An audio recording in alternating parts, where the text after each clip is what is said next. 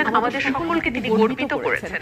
এবং তিনি এমন একজন ব্যক্তি যিনি কোনোদিন কোনো রাজনীতির সঙ্গে সংশ্লিষ্ট ছিলেন না এবং গত স্বৈরাচার সরকার যারা পালাতে বাধ্য হলো গতকাল, তাদের সময় তিনি ভীষণভাবে নির্যাতিত হয়েছেন, অপমানিত হয়েছেন।